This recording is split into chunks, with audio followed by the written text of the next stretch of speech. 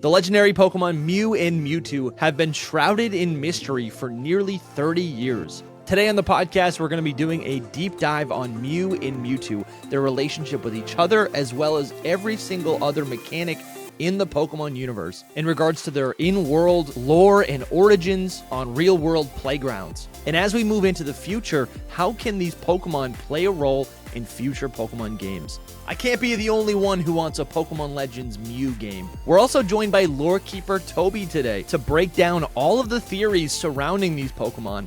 I think the franchise is at a weird tipping point as we move from 30th anniversary over into the future.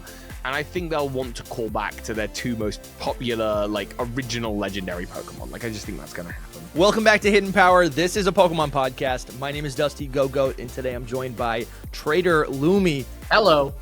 SoulSilverArt. What's up? And our friend and returning guest, lore keeper Toby. What's up, man? Prepare for trouble. I'm good. How you doing? Pretty good, man. It seems like you've made a little bit of a wardrobe change. I just wanted to be a theme, and I didn't want to have bought this hat just for the one skit I filmed in it. So, so this is But to be clear, expense. You gotta wear the fans are dying to know: are you or are you not a member of Team Rocket? My mum works at Nintendo. He can't say that much. He can't say. Okay. He can't say. All right. Listen, today we're talking about the two first most, I want to say iconic. I think the two original legendary Pokemon, Mew and Mewtwo. Let's start with where we're thinking. Let's start with how we're feeling about Mewtwo and Mew. I mean, I don't know. I still remember having an ancient Mew card in the after school program, right? And this rich kid saying, "Oh, I have 5 of these, and my dad works at Game Freak," and he was a liar. But I still think about those cards and how cool that ancient Mew card was. Yeah, I mean, I can go first if that works. Yeah, because I already have a thought. Because I grew up with this stuff, right? I grew up saw the first movie and everything. It was epic, an epic time. So they were incredible when they first came out. I mean, Mewtwo never really spoke to me too much, and still to this day, which is just a typical Soul take, I suppose. But Mew was my favorite Pokemon for the longest time. Yeah, when it came out, it was it's elusive. It was the one rare one that no one knew anything about. It was 150 Pokemon, and then all of a sudden you're like, where's that one at? So yeah, I have plenty of stories with it, but I was just a kid obsessed with Mew, and that was a crazy time. Yeah, I remember thinking that the ancient Mew card was how you get those, and Mew and Mewtwo I feel are the dictionary example of this. The playground rumors, right? Of course there's Mew under the truck. And another one that I remember hearing was that the ancient Mew card was there were only 7 in existence, and I ended up getting one. So I thought I was so special until one day I found out that is not remotely true. Yeah. I definitely had that as a kid with cards, thinking there's only 4 of these. And I think I just invented it. I was there's only 4 of these out there. It's like the blue eyes from Yu-Gi-Oh! There's only 4 of them, and I've got one. Yeah, I think Mew and Mewtwo, and I'm making this up on the spot, but I think that really maybe part of the reason they've become so iconic is just how representative they are of when you think about Pokemon and Pokemon collecting, they're rare, they're strong, or they're cute. Those are almost the 3 things. And Mew is one of the most adorable, but certainly the rarest Pokemon. Right. And Mewtwo is the strongest and coolest Pokemon. And then they both sort of represent the two, the major theme of Red and Blue, which is technology and nature coexisting, where one Mew is literally the thought to be the ancestor of Pokemon life. It's a very natural Pokemon, and then Mewtwo is this man-made abomination creature. So they literally are, and I haven't even thought about this, but it makes so much sense. They literally are the core representatives of when we think about Black and White, Truth and Ideal, Zekrom, Reshiram, they actually are kind of a duo in that same kind of way that they represent the core principles of what Gen 1 is about. I almost not on the box art. I almost want to say that the existence of Mew is the reason why Pokemon is still as or as massive as it is. Like the fact that both of these Pokemon, which is crazy, not only are so they're rare in their own ways, right? Mewtwo is rare in a sense where you have to prove your strength and actually earn the, just you have to earn the ability just to battle it. And then it's like hard enough to even capture it. And then you literally have like the strongest being in the whole entire world, right? That is like equivalent to getting Arceus in Legends Arceus. But Mew is not even obtainable, or, not really. Legally, right? It's not even obtainable. Yeah. And it just, its only purpose, I mean, even the fact that Mew is even in the game is up to chance. Like the fact that the developer snuck it into the code, right? And then it was spun off into the thing of legends. Mew is a real life legend, right? It's a real life mythical creature. It shouldn't exist, but you can access it if you know where to look, right? Yeah. And right. I think what's In incredible Floroma Town. Yeah. What's incredible is that they didn't make they didn't like code in Mew, and then there was some developer that was like, I'm going to make a Mewtwo. It's not an evolution, it's just another legendary Pokemon, and I'm going to hide it. It's the other way round. Yeah. Mewtwo, just in its name, suggests that, yes, it's cloned from a Pokemon called Mew. And there's this giant lore gap, right? And the game sort of begs you to ask the question, well, if this is Mewtwo, what... and when you're a child and you have no idea and you've never seen Mew before and you've heard there's 150 Pokemon, but some people, and a lot of the dialogue at the time was, there's over 150 Pokemon. And you're like, well, what does that mean? Is it talking about the big golden bird at the beginning of the first episode? Is it like, is there some other hidden Pokemon? And then the name Mewtwo, and it's there in the game. Mew gave birth if you search the journal. So it's like, it really is like begging the question. And then it turns out it's actually in the code. And some people with Game Sharks have got hold of it. And they're on the playground telling me that I have to go to a truck and I have to use strength. And I think there is just something so incredibly successful and winning about that combination. 100%. Yeah. And especially I don't even know especially in the maybe time this is when it you all guys happened. would know from... Just especially because of the time it all happened, because it was pre-internet. Right. Right. There was not a way to source this. And now we have like Terra leak information and that kind of stuff. Maybe this is something that you would know, but like the story I've always heard is that they were going to ship the game 150 Pokemon and Shigeki Morimoto kind of snuck it into the code. Right.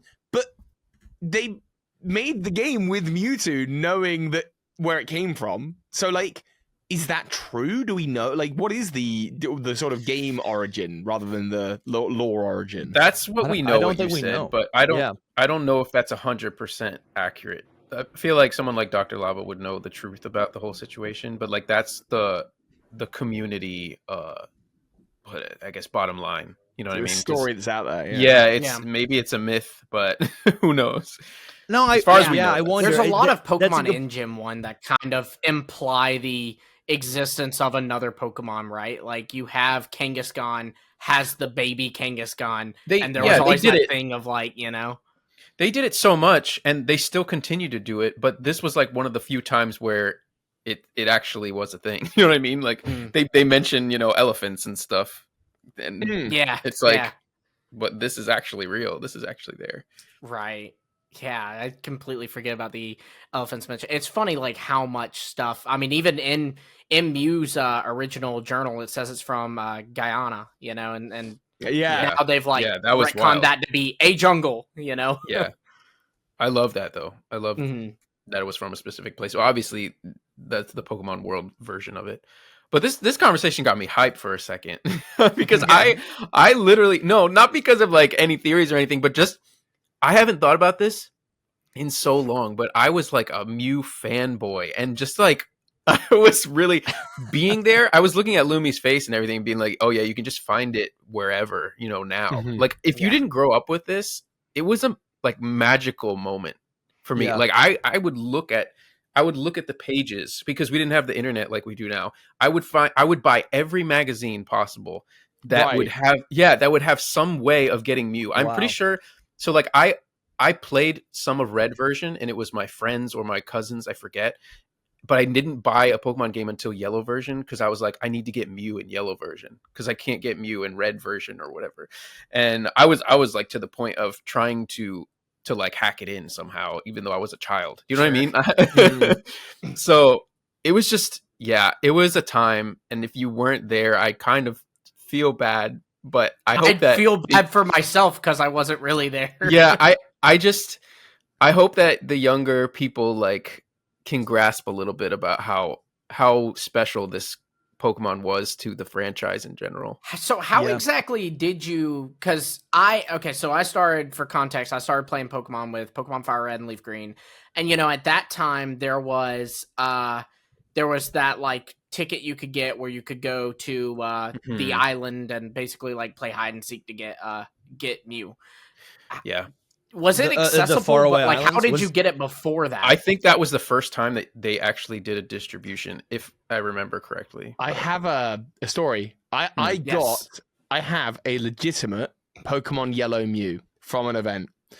And that's going to sound like legitimate crazy. No, but in Pokemon there was I have an illegitimate one. I have a real one from a real event from Pokemon Yellow, and I know because I went to the event, but the event was in the year 2016. Because it was not Pokemon Yellow Game Boy version, it was 3DS version. Sure. And for the launch of Pokemon Sun and Moon, the Pokemon Company put on a launch party in central London, and Pokemon fans could apply for a ticket. And I think I got invited to go, and I was very lucky to get to go. And Shigeki Morimoto, the creator of Mew, was there at the event, and they were offering trades to people's copies of Virtual Console Red, Blue, or Yellow with a Mew distribution.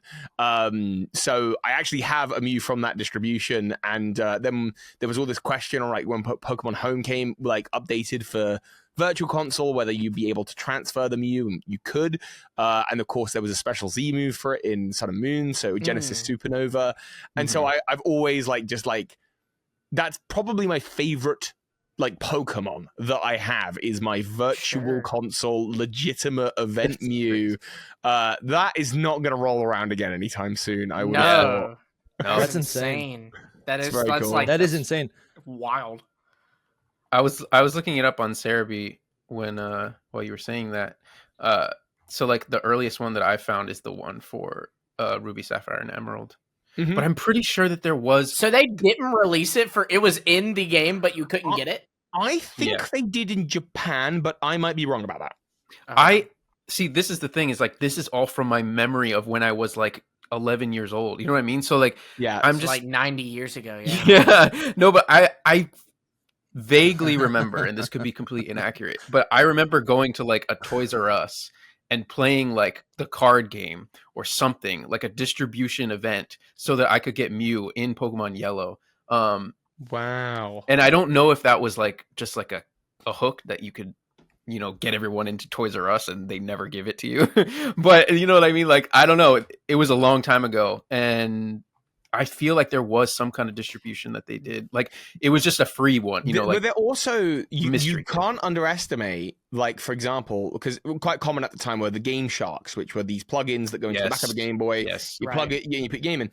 And you can't underestimate that, a rogue toy store employee with one of these Game Sharks you're so right. Do you know what would drum up business in this crazy Pokemania thing? I'm going to hack 100 Mew onto my console and run an event and have anyone who visits the store, buy some Pokemon cards. We'll trade them Mew. And to you as a kid, you would not know any different. You would just be this is... So my parents definitely didn't know either. So. Yeah, sure. The parents wouldn't have a clue. Yeah. So I'm sure there were probably unsanctioned events that happened. I'm not sure how frequently, but smart business people at the time, definitely, if they were running toy shops or game shops, would have been doing something along those lines, I would have thought. This conversation, though, kind of shows how cool this Pokemon is. Because even to this day, we're I think there was I vaguely remember something and that's how it is with mythical creatures, right? You think about Bigfoot, where people are I heard something in the woods. Yeah. Maybe it was Bigfoot, how long later? We're almost 30 years later from the release of these games, and we still have these crazy playground rumors about these Pokemon that we're not sure if we should believe them or not. Your guys' excitement is infectious. I'm glad this has done this for you because like now I'm like, yeah, Mew is really cool. Like, it's so real. cool. And then by default, Mewtwo is super, super, super cool as well. Exceptionally dope. Mewtwo, I think, the success there as well is that like, if we're remembering the age group that was playing Gen 1 that we were growing up at, we were all 2 to 10, right? You're in that age range. Mewtwo is a 10-year-old's or a 5-year-old's idea of what being like a badass edgelord is. It's the Shadow the Hedgehog. It's the it's in your mind. You're like, that is the power fantasy a little bit that really appeals to a generation of largely like that's true 10-year-old boys who are like, I want to have the strongest thing possible. And there's also this. It's so true. No, totally. There's also this added element where Mewtwo is the only Pokemon that has sentience, right?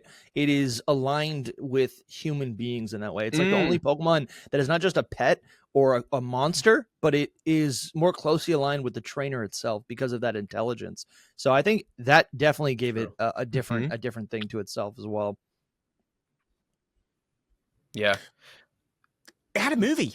As well. I was going to go into the movie if you weren't. Because the movie is what did it. The movie is really what brought it all full circle. Because we had these rumors of there being this 151 Pokemon, and you get Mewtwo, in the game, and it's just epic. You're like, whoa, this is the strongest one. And then it's like Mewtwo strikes back, like Mewtwo comes back. What do you mean? And like, and then there's the whole trailer of the movie, and you're a kid, and you're just like freaking out because you see Mew and Mewtwo, like that cover that we showed earlier of the like the poster, and Don Fan Snubble and Mal. that was, and you're like, what the heck is that? Like, Togepi's still there too. You're still like kind of weirded out from that, Yeah. No, but that's true with like the new Gen 2 Pokemon. It was also just like world shaking. Like Pikachu's, what is it?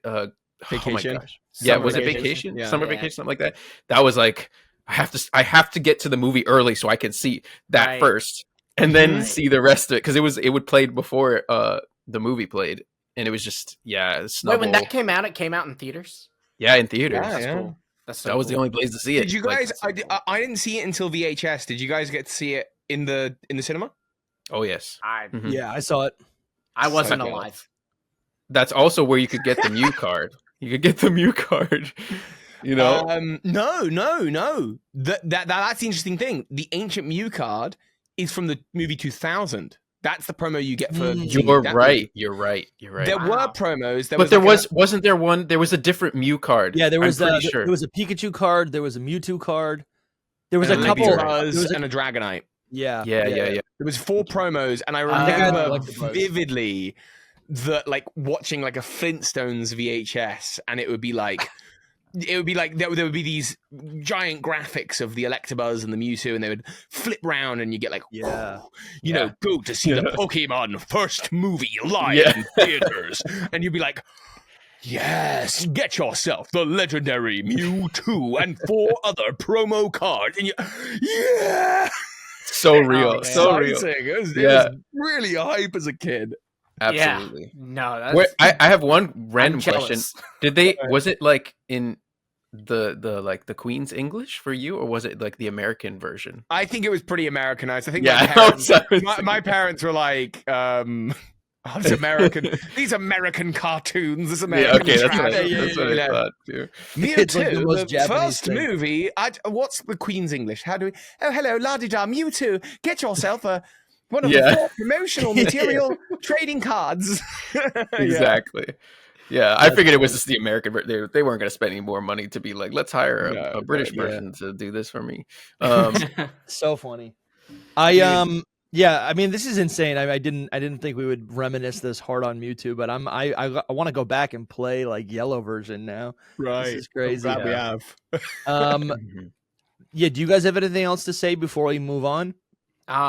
I just love these Pokemon, and I didn't really love these Pokemon, to be honest, but this conversation has brought me back in, like I'm like, oh, these are just so cool. Like, they're not Pokemon that I will think of. If you say name your favorite Pokemon, I'm not going to tell you Mew or Mewtwo, but like the the vibes around them, I guess, are Mhm. like just so they pull me, you know. I'm also thinking about like 100%. these Pokemon specifically, and like the fact that they were mono psychic type. The psychic type was so powerful back in the With day. the That type, really it was the type. the legendary type. You know, Yes. I could think beat anything. what this conversation has done, and I hope it does this for the viewers. And if you are listening to this, you should let us know like what your first experience with Mew and Mewtwo was like.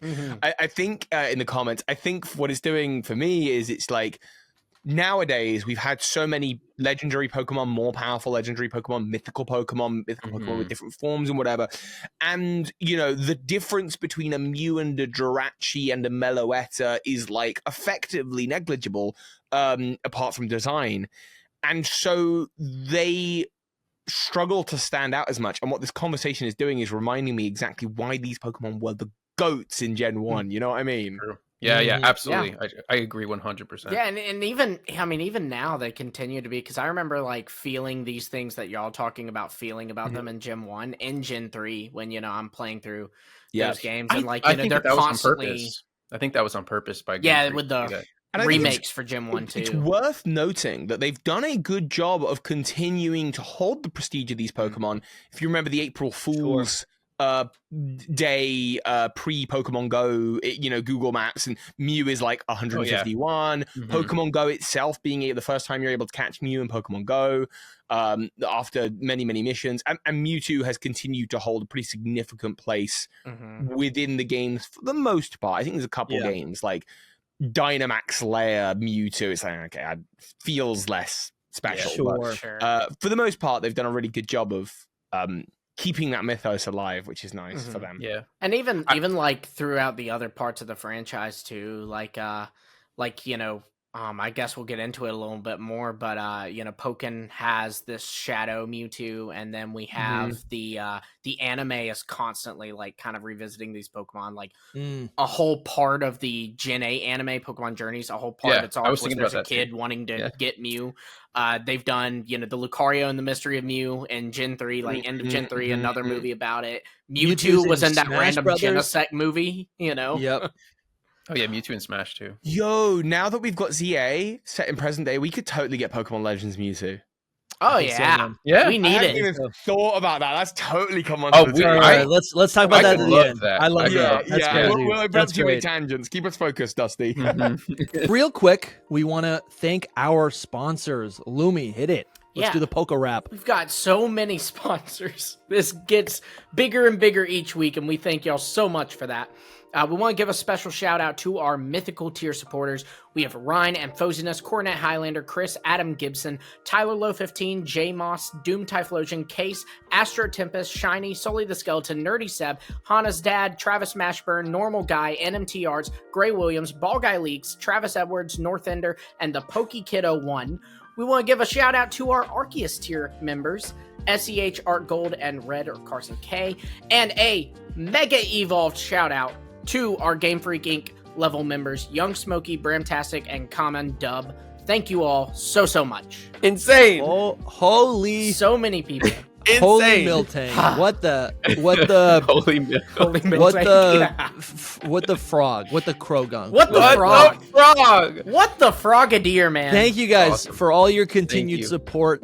You know, you guys, we don't have sponsors, but we do have sponsors. You guys are the sponsors. You guys are backing this show, right? You have made this show possible week to week. We are growing our team, right? We're growing our creative team, our content output. We've got people manning the social media. We got people editing this video right now. We're growing this team so we can bring a better product to you guys. We can spend more time doing live streams, making more content for you guys here, making more content for you guys on Patreon. We're trying to expand Hidden Power throughout 2025. And all of these great changes are only possible with your support for watching, for liking, for upvoting, whatever, but also for putting your money where your ears are at and supporting the show. So thank you guys. It's honestly, I am so grateful for the success of this show. Looking, just looking back where we started a couple years ago, it's immense, and I'm so proud of everything that we've created. So thank you guys for thank you for being here, and I kind of like that, putting your money where your ears are at. Yeah. I'm impressing Very good. myself. Thank you, guys. Thank you. But all yeah, so just much. thank you guys so much for listening and for supporting. You guys really make all this possible. And yeah, we're an independent podcast, and you guys are funding us completely. So thank you. And if you want your name read at the mythical tier or higher, you do get producer credits. That's a $25 tier or higher. You get your name read on the show. So thank you guys so much. And yeah, back to the video. All right, Toby, I'd love if you could just, so you did this amazing video. It's on your channel right now, Lorekeeper Toby. Links will be in the description to that. And it's really just a giant lore recap of everything that we know about Mew and Mewtwo. For our purposes today, for those who haven't watched yet, could you just give us like a top level understanding of the lore and maybe like I don't know if it would be like the chronological, whatever works best for you to explain what Mew and Mewtwo are, or maybe just encapsulate some of the main points of your video. Sure. So I think we have that context going forward. I think, yeah, definitely check it out. Check out the video, please. Thank you. Yes. And we'll go into more detail. But the gist of, I think, the lore and like what we know about Mew and Mewtwo is, Mewtwo was created to be the most powerful Pokemon. Who by? Well, most people will instinctually say, well, Team Rocket, because that's what you saw in the movie. And even today, we see Team Rocket referenced by like the trading card game in the latest Destined Rival set. Like it's Giovanni's Mewtwo. And in Ultra Sun and Ultra Moon, we see like the canon is that Rainbow Rocket Giovanni has Mewtwo and Pokemon Master has Mewtwo. But in Generation 1, that lore did not exist. That was an inference that we were making. The games themselves say nothing about Giovanni's relationship or Rocket's relationship with Mewtwo. That exists solely in the card games, the manga, the anime, but not in the actual games, which is really interesting. And Mewtwo also, the other kind of core, I guess, if I had to grab something to know about Mewtwo is there are later appearances of Mewtwo. Mewtwo sort of appears in two phases. There's the phase of Mewtwo, which is I have been created for destructive purposes and I must destroy the world. And then there is Mewtwo at peace, which is this other version of Mewtwo that exists maybe later in the franchise as a guardian protector of the weak Pokemon. And we see that in like the Genesect movie and in the Journeys anime and even in the XY games. Like the idea of Mewtwo as having, I think it first came up in the Mewtwo Strikes or Mewtwo Returns short, where it's like a straight-to-TV special, where effectively it's come to terms with its creation and decided that, what's the quote? It's what you do with the gift of life that defines who you are. Yeah. And then Mew is ever the same, really. Mew is this mysterious creature that seems to possibly have some ties to the origin of Pokemon biological life. Maybe possibly is one of the most powerful or versatile Pokemon, certainly in the moves it can learn. But the only in-game lore that exists about Mew is in Generation 3, weirdly enough, in the Faraway Island event. Everything else is like speculation. Mew doesn't exist in the Gen 1 games. There's obviously whatever exists in like the manga, that kind of thing, which I have not read, so I'm a little behind on that. But largely Mew appears as almost a treasure hunter's dream, like the ultimate Pokemon catching goal. Yeah. And there is something to suggest that maybe there is a connection between Mew and Pallet Town and Mew and Professor Oak, and that's sort of referenced in Pokemon Masters a little bit. But yeah, that's kind of the gist of these two Pokemon. And like I say, they represent nature and technology coming together, which is what the first generation of Pokemon is all about. It's about this kind of whimsical, magical world of Pokemon coinciding with, big industrial cities and people living side by side. And trying to, in the case of Team Rocket, misuse the magic of Pokemon as tools. So yeah, that's kind of the gist of the lore. Wow, makes sense. It's funny how like there's so like there's so much, but there's so little. Like it's true. It's true. I mean, 30 years old, and like you said, the only bit of info we get about Mew really is from Gen 3. That's I kind of applaud that about Game Freak though. Yeah, like I like that they leave so many things a mystery. You can look at other Pokemon as examples of that. But I mean, we'd be kind of out of a job if they explained everything for us, right? Totally. Yeah, it's true. I think they it could may be a explain good little place more, to but- start. A little more, sure. Just a Well, I little think more. also part of the reason you don't explain it like too much is if you're a franchise that is at 30 years, and if Game Freak has it their way, I'm sure they'll go for another 30 and then another 30 after that. And so if you get too heavy on lore and you get too strict on lore, you're now forcing yourself to, when you're making your next game, does everything fall in line with what we've done before it? Oh, it doesn't? Well, then you got to cut it. So things are left intentionally vague so that you can like make moves later. Yes. I think somewhere where I want to start, I kind of what I'm most curious about is like where Mew comes from. I think it's really cool to see in Gen 3 that we get official art of Mew and the player character in this faraway island, right? And we can only assume that it has something to do with where they describe Mew to be from originally. But if you ask where Mew's from and you say like a one singular location, it's not like Mew actually originated from there. I think Mew, if it's a legendary Pokemon, if it's like other legendary Pokemon, it could be from another dimension. It could be an alien like Deoxys. It could be, it's like, did it come from an egg? Is it a fourth creation deity or whatever you would call Mesprit and Exulf, right? Like I don't like Mew is such a, I guess if we want to work backwards, right? It was created and it's said to be the ancestor of all Pokemon. It does look, I think Mew does look like a mammalian fetus. When right? you say it was created, what do you mean by like Arceus? That's what I'm saying. Like, I don't know. But we don't, I mean, even that is my, if you've seen my Tree of Evolution series, that is my speculation, is that like, Arceus, then Dialga and Palkia, then the Lake Trio, and Mew has lots of visual similarities. It's a psychic type with the Lake Trio. And so this is the point where divinity kind of transitions into biological life.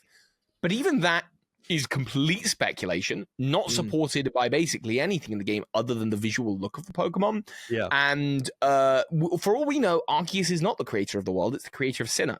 And that is somehow exists separate of everything else. We genuinely do not know. And I think that's part of the magic of it, is you get to come up with your own answers. Mew could be from space. Does Mew exist in ultra spaces? Do they have their own version of that? Why would evolutionary life start with something that looks like a cat embryo rather than like a single-celled organism? Is it that actually, no, it's not at all the ancestor of all Pokemon. It has the DNA of all Pokemon, but that works in some other way. Like the Pokedex entries themselves are a little all over the place. I'll try and get some up. But right, because the official bit is it has the DNA of all Pokemon, like you said, right? Yes, but it's thought to be the ancestor. It does. In Silver version, it says its DNA is said to contain the genetic code of all Pokemon. So it can use all sorts. I guess it's like we want to say it's said to, like we want to say it's like alleged, but very, very concretely, Mew does have access to pretty much every single TM, right? Which would suggest that it's got something going on, right? Right, but it is the part about it being the ancestor that's important, because it could have all of the DNA of every Pokemon and not be the ancestor. It could just literally be able to have the DNA of all think Pokemon. of like a Pokemon like Ditto.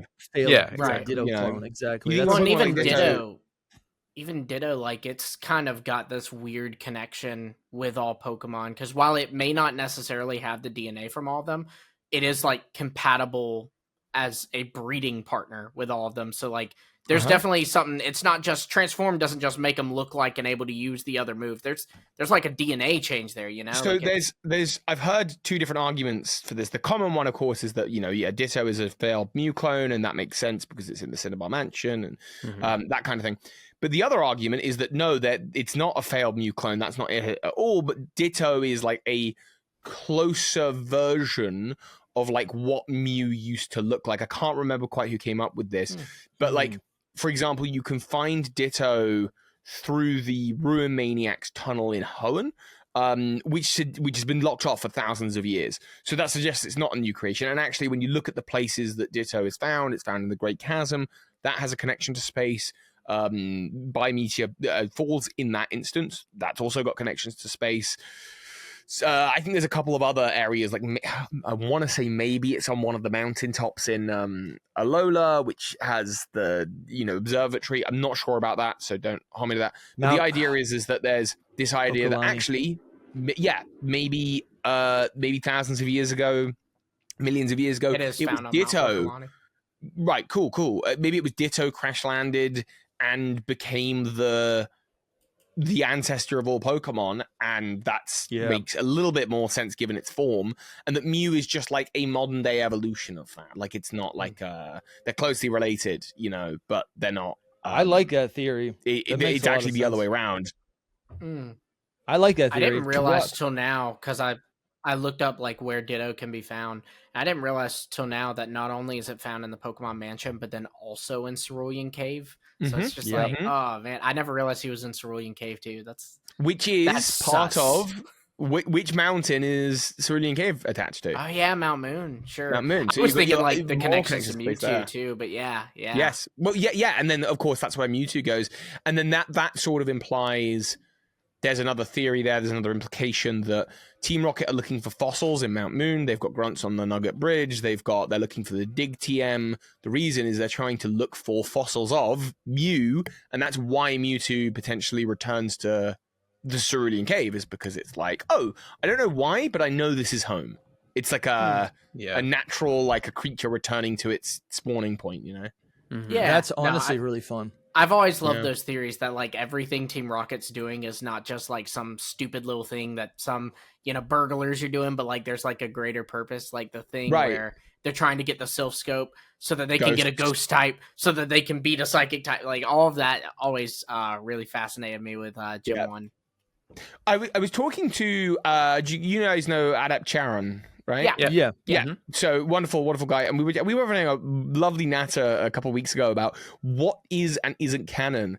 And what's funny is we were using this example of Mew and Mewtwo in Generation 1, and we were saying that Ultra Sun and Ultra Moon, in those games, Giovanni from another timeline shows up with Mewtwo in a Master Ball, which clearly implies that in Generation 1, Giovanni was trying to get the Master Ball and his actions were motivated by catching Mewtwo. But in Red, Blue, and Yellow, Let's Go Pikachu and Eevee, those things are not true. They do not happen in the game. The question is Team Rocket looking for Mewtwo? Are they looking for Mewtwo in the Generation 1 games? And we were sort of saying the canon is that they're not, but the lore is that they are. And we were trying to find a distinction between like what we were trying to work out what is lore. And I was saying that I think lore is like implied canon. It's like the dots you draw, but if you just play Pokemon Red and Blue, sure, you would have no idea. Canon means it factually has happened. The lore, that makes sense. Lore is a little bit more interpretive. And we don't even know that like Ultra Sun and Ultra Moon, that Giovanni is from the world of Red and Blue. They could be from some totally other Gen 1 world. So that's where it all gets really confusing and weird. And we were having a lot of fun talking about that kind of thing. Well, I mean, I totally forgot about that. The Giovanni, the Rainbow Rocket Giovanni has Mewtwo, so he has achieved that in some way. Doesn't he Mega Evolve it too, or am I misremembering? He does have access to Mega Evolution. Yeah. So very clearly, there's just different timelines. The universe where he won. Yeah, I mean, infinite universes, infinite outcomes. There means there's also a place where Giovanni won, but doesn't Mega Evolve as Mewtwo. Yeah, sure. But it does point to like that was his goal, right? That's what you're getting at. Well, I would say so as a sort of I feel like that's Game Freak's way of confirming it. Yeah, basically, being like, yes, this is real in the games, even though they. But then the question is was that intention there when they were making the Gen 1 games? Certainly, that was the story they came up with for the script of the movie, and that followed into the manga. And sure enough, in the manga, I think the manga came out first, so that's like. There, but the question is like in the games, was that the intention? Maybe not originally. A good argument either way. I'm not sure. It's probably someone who's more familiar with development timelines could answer that. But at the end of the day, as we've talked about in the past, when it comes to the Terra Leak, whether it was the intention, if it didn't make it into the text, again, is it canon? Right. Yeah, I know. Yeah, totally. Yeah. Totally. It's an interesting discussion because I think it's an interesting discussion here specifically because when you play Gen 1 and you've got all that other context, it feels so abundantly clear, like obviously clear, that of course that's what they're doing. They're hunting down Mewtwo. Yeah. And speaking, I mean, this is a pretty good segue. Speaking of all these different timelines, I mean, I think the timelines is what explains all of these different, all of the ways Mewtwo has shown up after the fact, after Red, Blue, and Yellow, right? The fact that we have two different mega evolutions of Mewtwo, that doesn't make any sense. There's a movie where, the original Mewtwo movie, very clearly a man, right? Mewtwo is a man, but then there's another Mewtwo where it's a female. So I don't know. I think one of the prevailing maybe holdups that we have in our mind is that like legendaries are one of one, and I think Mewtwo above any of them feels like a one of one Pokemon. But the fact that it's a clone would indicate that there is multiple Mewtwo. Could be multiple, right? There could be a new version of Mewtwo, or like an improved version of Mewtwo. The voice change for Mewtwo. The voice change for Mewtwo, I think, was very, very intentionally done. Like, I would guess, just as a creative, as a way of illustrating exactly that point. Like, hey, we're going to move away from a masculine sounding voice to a feminine sounding voice, with a completely different voice cast. And I think the implication is like, yep, this is not the same Mewtwo. Like, we're not going to worry about it's a way of separating the canon from before and after.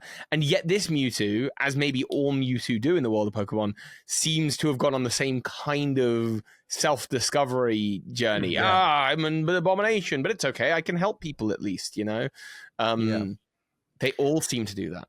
This Mewtwo, this is the one with the Genesect movie? Is that what? Yes, that's what we're talking about. I've never seen. I've stopped watching the movies. You didn't miss much after 2000. Good choice. Yeah. The movies are technically not canon to like the anime. There's debate on that. Yeah, to the anime canon. Let's say. There's debate on that. But this is it. They could add to the lore, right? There's still things in those movies that creators have. Lore.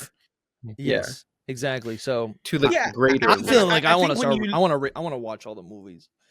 When you look at like all of the canons with Mewtwo, it was like I was saying earlier. There's two stories of Mewtwo. There's the pre-existential crisis Mewtwo and the post-existential crisis Mewtwo, and that pre-Mewtwo exists in like Red and Blue and like all the Gen 1 stuff, and in the movie and in the manga and all that. But then the other version exists in the Genesect movie. In X and Y, it's filling that same role in that TV special, the Mewtwo Returns. It's filling that same role in the Pokemon Journeys. It's filling that same role in Detective Pikachu, even. It's filling the movie. It's filling that exact same niche of, I'm not a tool of destruction, I'm a tool of protection. And what's interesting is that, like, of course, all of these canons, Detective Pikachu movie, certainly not part of the same narrative, but Mewtwo is always being presented as the same kind of character. And it's so interesting when we talk about Mewtwo, because you could not have this conversation about Pikachu, for example, or any other Pokemon. It's just, there's this human element to, like, there's this character arc. Totally. It has, because it's got this, human-like qualities. It might be the only one. I was trying to think of another Pokemon that is like that. I mean, obviously, Rangaroo. Meow. It's had 30 years of development, like of story development, but a Rangaroo doesn't. Rangaroo knows. He goes through that journey too.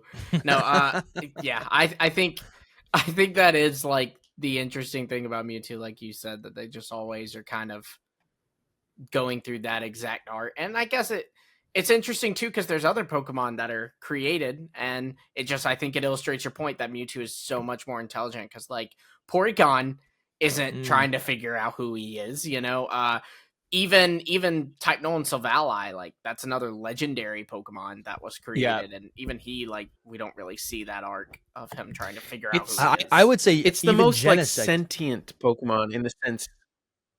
Yeah, I was thinking Genesect too, Dusty, but I feel like Mewtwo, because it's got like that human aspect about it, where it's just different. Like most Pokemon are almost considered animals, you know what I mean? Like they're more animalistic and well, there is again, canon information and implied information here that Mewtwo is part human.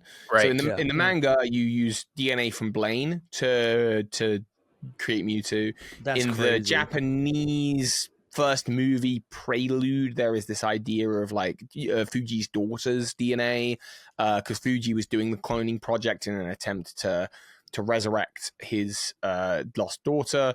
And then there's also just the idea that it can mega evolve on its own. Now, obviously, the real reason for that is because they wanted to market the new Mewtwo form without having all the details ironed out. But in a lore sense, you can argue, well, it can access mega evolution because it is both human and trainer. It has, and this one is at peace with itself, so it has that ultimate bond between human and trainer that's needed to access mega evolution, and that's why it can do that. Whim. You could also argue too that like it having two different mega evolutions is further evidence of that, because like if we're to believe that mega evolution is them tapping into like latent DNA, with Mega Mewtwo Y, it gets more of a Mew look, but then with Mega Mewtwo X, it's a more human look. So it's like accessing different parts of its DNA. I like the idea. Yeah, that it's definitely accessing the DNA of Blaine specifically, and just that Blaine in his younger days used to be just ripped. Yeah, like, the surfer, you know. I could see it. I could see it. Yeah. And there is evidence here as well, like another to emphasize the divide between human and Pokemon DNA. There are these two different mega evolutions that lean into one and the other, right? Mega Mew to Y looks like Mew, right? That's the Pokemon DNA. It gets a little bit smaller. It stays monocyclic. And then you got Mega Mewtwo X, which gains that fighting type, which is, I always thought was really interesting. But, I guess you could say that a human would be fighting type, right? If it just has, it can do all of the martial arts. Sure. And its attributes as well. Like it looks more human than the last Mewtwo did.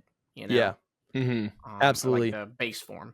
Yeah. I think the question I have, and I feel like maybe this is for Lumi, right? If the prevailing theory is that mega evolution in Mega Stones dip into the latent DNA of the past, right?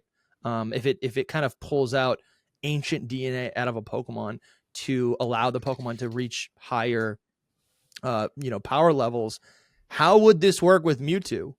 Well, I guess there's the one thing where it's like human or Pokemon DNA, but I'm like, if this is a modern Pokemon, that just feels a little bit weird, right? If it's an artificial Pokemon, that can be kind of confusing.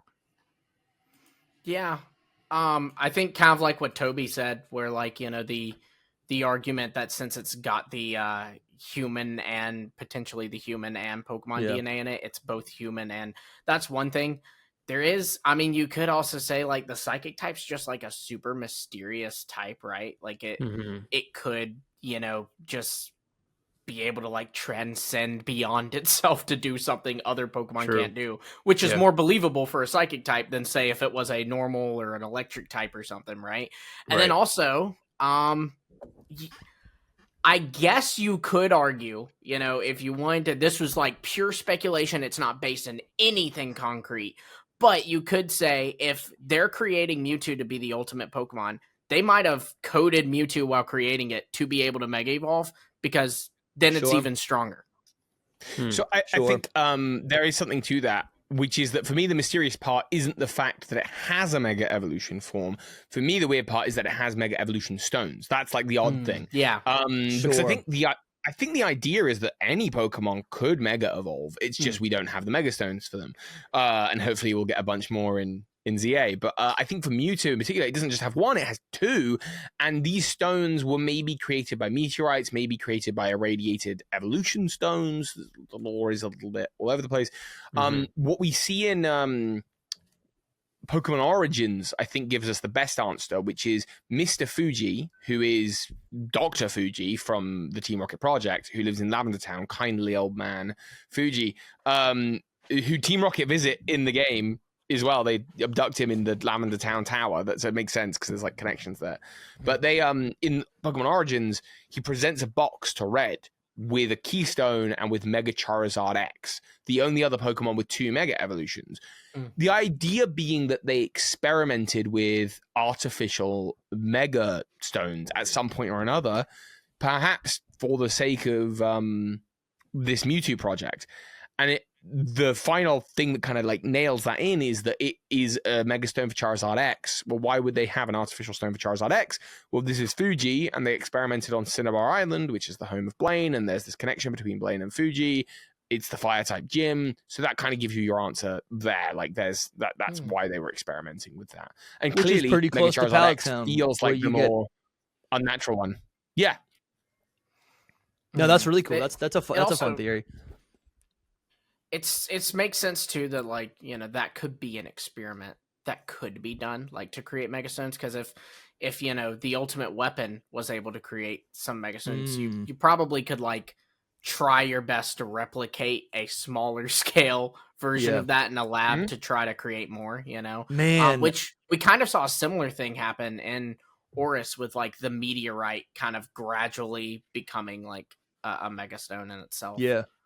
That is true. There's the primal evolutions is like a variant of the Mega Evolution. Rayquaza Mega Evolving is kind of a variant of Mega Evolution. That's would be straight cool Mega Evolution. That's not even a variant. That's straight Mega Evolution. But the mechanic is a variant, right? The purest Mega Evolution. Yeah. Possibly. I think it would be really cool to see in future games to see them kind of lean into this, and we maybe get some sort of artificial Mega Evolution. That'd be really fun. Right? They should do that. If all the original Megas were, or most of them were like, you know, tied in with like fossil Pokemon or all that like latent DNA. There's a new type of Mega Evolution that just like leans into something else, right? Everything looks like Mega Manectric. Everything gets like a crazy body. Yeah. Yeah, and on the subject On the subject of gimmicks too, like you also, while Mewtwo seems to have this connection to Mega Evolution, Mew has its exclusive Z move as well. Wow, someone got the shorter end of the stick. Which, like, is there anything on that that's like interesting, Toby?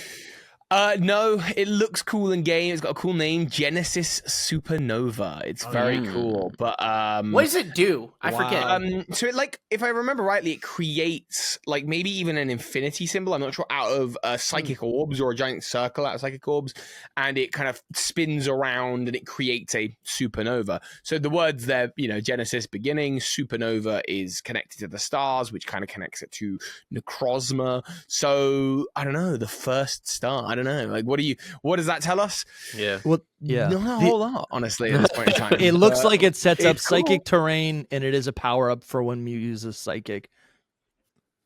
Yeah. If that's what you're asking, Lumi, like on a competitive standpoint. Pretty basic then. Like, you know, they just wanted Mew to have something special, which fair enough, you know? Fair. Yeah. Aside from this event, at that point in time, there was the only way that, so at that point in time, they had just had the Year of Mythicals, which was a year where they celebrated by releasing different mythical Pokemon through distribution. Mew was the very first one.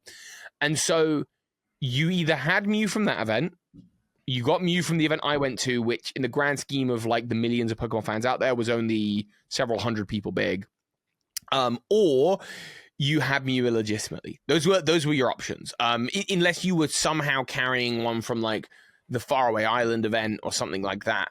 Mew has become more common in the years since. We've got it through the Pokemon Go Plus, through Pokemon Go, through some random man in Floroma Town. Right, exactly. But other than that, it's still, you know, like now it's like actually probably one of the most accessible mythical Pokemon. But sad. Yeah, at that time when Genesis Supernova came out, it wasn't, and so I wonder if they just sort of didn't. Maybe they didn't put a lot of thought into it because not a lot of people were even going to see it in the game, to be honest. Yeah. Was it before or after the distribution, that mythical one? It was after the distribution, I think. Okay. The Year of Mythicals was the 20th anniversary, I think, so it would have been. So that was 2016. Like, yeah, if it came out in November. Sun and Moon came out in November. So yes, that's when I got mine, because I hadn't had one before that, really. So I did that whole year distributions, got all of those mythicals. Yeah, very cool year, very fun. It was a very neat year. Yeah. So so getting back to Mewtwo. Mewtwo is also the only other Pokemon next to Lugia to get a specific form change when it becomes a shadow form of a Pokemon, right? So there is Shadow Mewtwo, which is this crazy thing. It's got like orange ornaments on it, and apparently it evolves with this Synergy Stone. I haven't played, so this appears in for listeners. This appears in Pokemon or Pokken Tournament. Yeah, that's great. But first, I gotta tell you guys about our classic, our best-selling merch collection, Hidden Legacy. This is a beautiful design by our in-house guy, Noivi, aka Anthony. This man is a legend, but he whipped up this gorgeous design for us. It comes in a variety of colors, and on the back of the shirt, this design encapsulates all sorts of inside jokes, and I guess not even jokes. They're not jokes, but they're just they're things that are, I guess, what's the word? An ode to, right? In legacy to, or in respect of. Come on, guys, help me out. They're all just I'm drowning things over that here. are important to us. I mean, just look at it. Look at it. You've got mons that we hold dear, right? You've got Soul's Ultra Necrozma. You have my Dragonite. You have Dusty's Cherubi even on Bro, there. An S tier we need Pokemon. a solo Cherubi shirt. I gotta talk to Noivi about that. Honestly, I kind of forgot about this, but you got the Pokemon Snap camera up top. That's a classic Hidden Power moment right there. And at this point in time, both Soul and I have played a little bit of Pokemon Snap, so this is kind of a retro design at this point, being a thing. But anyways, this, like I said, this last summer we had this created to really just kind of like capture not only the legacy of the show, but also just a lot of the designs, but also the colors that we chose were really in service to or meant to remind. They're in the spirit of the summer, right? To me, it reminded me of when we designed this. I was in Maine. I was on the coast, right? I'm living it up. Summer nights, I'm living it up with the sea breeze in the air, right? Sand in my toes, right? What's that old song? Sand in the, my bum's in the water, in the sand, toes in the sand, toes in the water, bum in the sand. Oh yeah. You know, well, who sings that? Is that Jimmy Buffett? It sounds like a Jimmy Buffett song. I don't think that's Jimmy Buffett. No, who is it? Anyways, whatever. It was a gorgeous summer. Band? Yes, the Zac Brown band. And this, listen, summer's upon us, and I'm so excited to get back into the vibes of the summer. I'm really excited here on the East Coast to enjoy the summer, and I hope you are too. If you guys want to support the show, if you want something more tangible than just a Patreon membership, if you want something more tangible than just like some extra episodes every single month, you can go to shop.hiddenpowerpodcast.com. Links are in the description to go to this website, and you can get yourself some new Hidden Legacy merch. We have the shirts. It also comes in a sweatshirt. We should make a ball cap. I don't think we've made a ball cap of this design yet, but we also have a stainless steel bottles available. And yeah, I just love this whole collection so much. There is, of course, so many other designs on the store, so feel free to browse around and get something for yourself, get something for your spouse, or I guess you could say significant other if you're younger than 30. And thank you guys so much. And let's get back to the show. Do you have any is there anything interesting to that kind of side of things? There is so much interesting on that side of it. It's actually one of my favorite topics on YouTube, is the shadow Pokemon. So I think, first of all, there is actually technically kind of maybe a third Pokemon that is like a shadow form, which is maybe the Celebi from the fourth movie when it's kind of gone through that process. But basically, now I've done a whole video on this, and it's very cool, and it still holds up. But there is shadow Pokemon, dark Pokemon, closed heart Pokemon, whatever you want to call them, appear in every medium. They appear in the manga. They appear in the TCG as dark Pokemon or Rockets Pokemon. They appear in the TV show as there's something called a Rage Crown in the Johto era that they put on the Pokemon, and it closes the door to their heart but amplifies their power. In the fourth movie, the Dark Balls seem to have the same effect, making the Pokemon their highest level, so they become stronger, but they also become rampaging monsters. Obviously, Colosseum and Gale of Darkness. Pokemon Go, it's created by Team Rocket. In the Detective Pikachu movie, the R-gas is extracted from Mew and makes Pokemon have a shadowy aura and rampage. In fact, this might be some variant of the Berserk gene, which is a Gen 2 item that you find outside Cerulean Cave, which increases strength but adds to confusion. So we've got this whole same theming going on. I'm sure there are other versions. I mean, actually, you would know this, Soul, because you're really into this. In the latest anime, there's this Recurium, which is this gemstone that has a very similar effect. And even Mega Evolution, in a way, is kind of similar to this same phenomenon of like pain-induced power. And often the evil teams of the Pokemon world, most commonly Team Rocket. Oh, the I Choose You movie. The Pokemon have on the mountain have their hearts kind of closed off, and they get covered in a shadowy aura and become hyper aggressive. So what's going on? What's the deal? Well, I think the idea is that any Pokemon can enter this state, and there are a number of ways that this can happen. But Mewtwo was created to become the most powerful Pokemon. And I think reports of this in the Pokemon world caused Team Rocket to want to develop a version of Mew that not only would be strong, but would be ultra angry, that would be able to access this. And so what you're seeing in Pokken here, obviously the law is different. We're not using a Mega Stone, we're using a Synergy Stone. But I think what you're seeing here is almost probably what Team Rocket really would have wanted, which is a Shadow Mewtwo. They would have wanted one wearing armor that they could control, but this version is like the rampaging, absolute brutal monster where it's been completely corrupted, so much so that its form has altered. And, you know, I think Mega Shadow Mewtwo is probably like the most evil of dark Pokemon, if such a thing exists. The flip side to this is that there are light Pokemon. There are light Pokemon in the TCG. There are Illumina Pokemon in the Pokemon Snap game.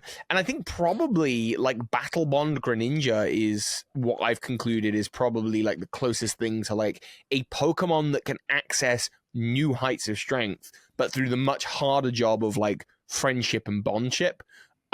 We see this with the starter Pokemon have this on a base level with their like Blaze abilities and Overgrow and that kind of thing. Like we see it with Ash and Fernape, you know, they kind of basically lock in. But I think this is hard to do, and I think Team Rocket has worked out that it's just much easier to abuse Pokemon. And in particular, they're wanting to extract something from Mewtwo so that Mewtwo can be both a powerful weapon and effectively a farm of something they can inject in or bestow upon other Pokemon to have them have that edge. It's like a new technological kind of frontier for them. So yeah, there's loads there. It's my favorite topic, and there's like some really like wacky theories about like how Team Snag'em in the Colosseum games are working with Team Rocket from the TV show, and how they're working with Team Rocket. None of it makes sense. Well, it actually makes a lot of sense. That's what makes it a wonderful theory, but none of it was ever spoken about in the pitch meetings, I'm sure. But I feel like there's too much recurring themes. Yeah, it really is. I feel like there's too many connecting dots, right? This is more than your average Pokemon theory. There are too many things that continually do the same thing but have different names. I feel like this is ripe for a battle gimmick, if it's not already under Mega Evolution, right? But this is crazy. I still, every time I think about Shadow Pokemon, I mean, I look at I didn't even know about this, the Recurium. I'm looking at this image for listeners, it's an Umbreon in the anime, and it's got this like pink aura around it. And we've discussed this, but I didn't realize it like enraged Pokemon so similarly to the Shadow Pokemon. It's crazy. But yeah, I don't know. Every time I look at this, I think to myself, like, why is this not cemented as a consistent like battle gimmick or something, right, in the games? It's bizarre to me. Lumi, why is Mewtwo in Kalos? Oh, so, look, here's the thing. There's no way to know, but there's some interesting things. The obvious thing is that if Mewtwo is a Pokemon that is created, by people, it's artificial, right? Then it had to have been created by someone. Now, did Team Rocket create it and dump it there? Or, was this maybe the work of, like, even Team Flare, possibly? Who knows? But there is something interesting from the Terra Leak of all things. From the Terra Leak, we got a lot of stuff that was like cut from the Kalos games. And interestingly enough, Mewtwo is found in... Toby, do you know the name of the cave that he's found in? I can't remember it. I can't remember it either. It's in the Pokemon Village. Is it not just the Unknown Cave?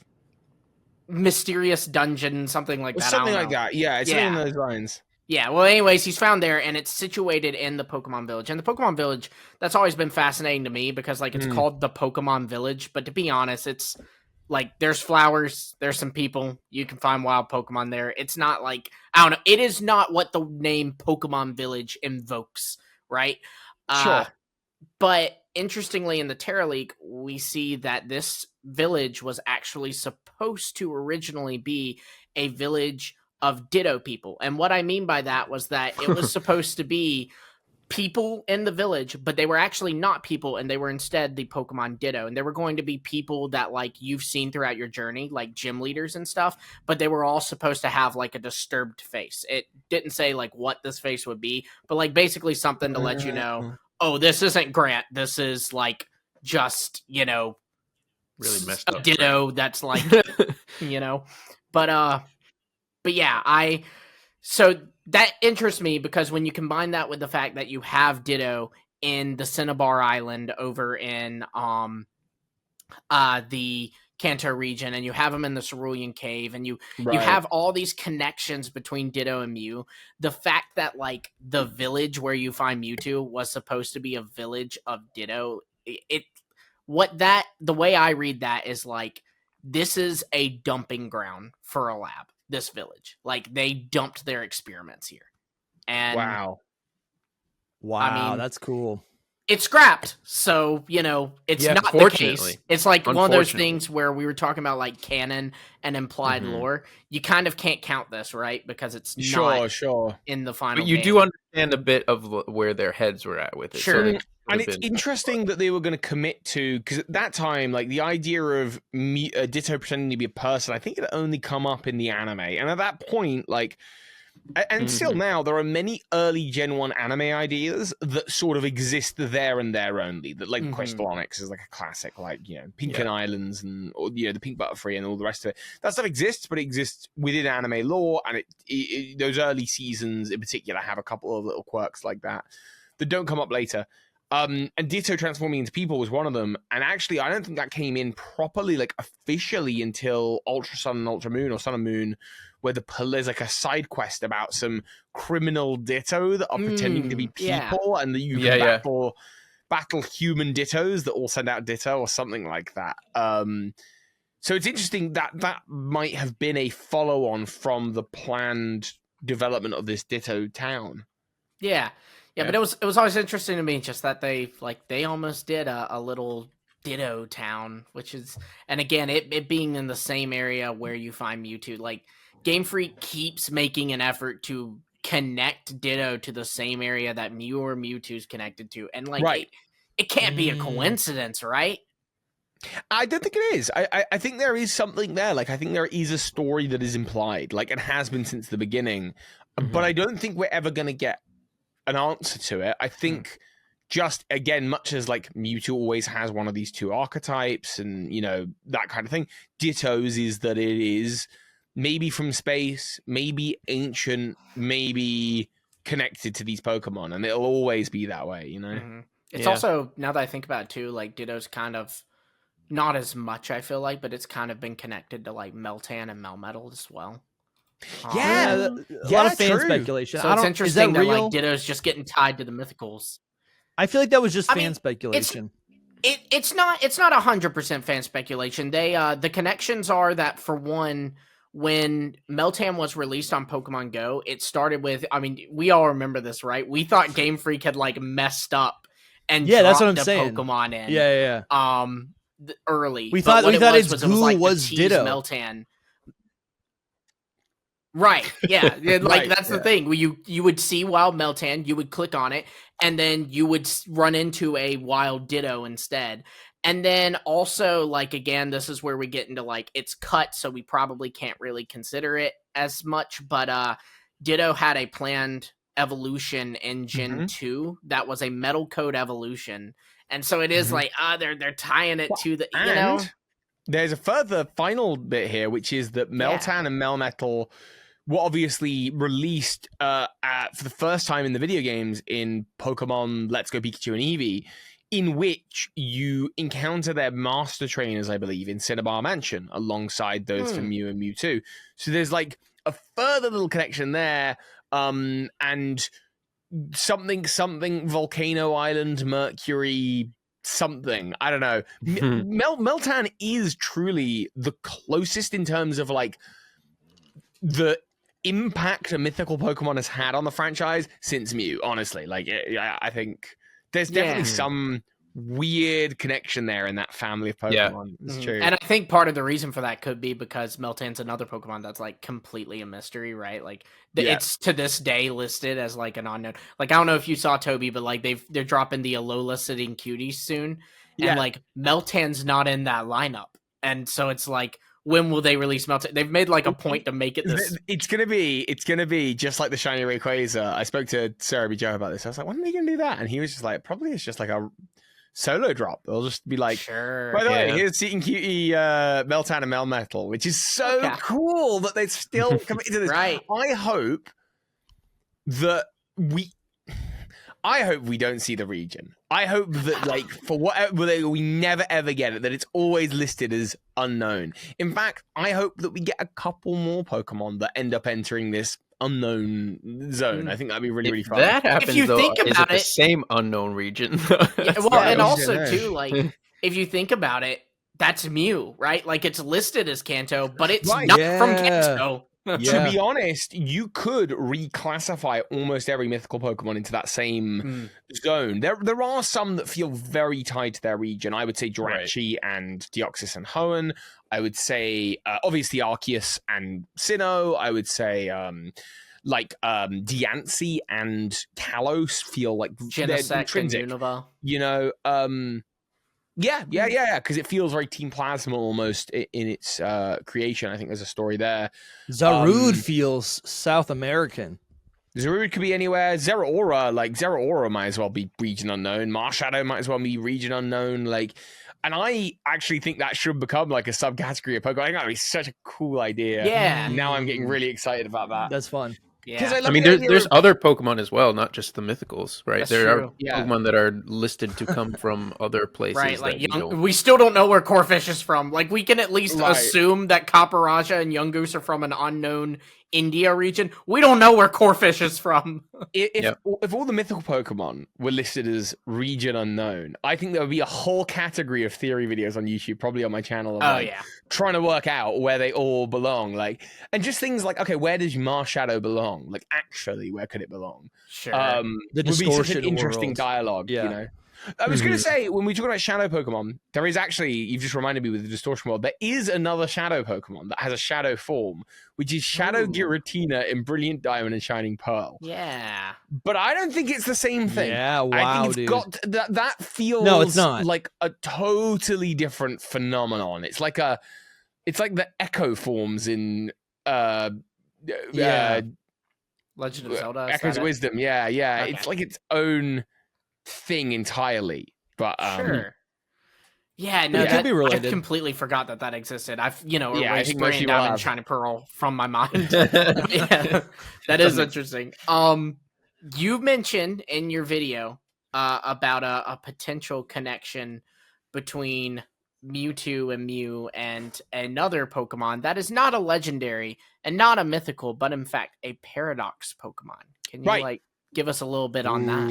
Yeah, so if Mega Mewtwo Y is tapping into the latent DNA of Pokemon, and Lumi, this is a theory you're very familiar with because you came up with it, I think, on YouTube, or certainly you were first to say I did, the Roaring Moon and Mega Salamence. Mega Salamence is tapping into the latent DNA of Salamence, which in the ancient past, even if not in this timeline, in another, may well have looked just like that.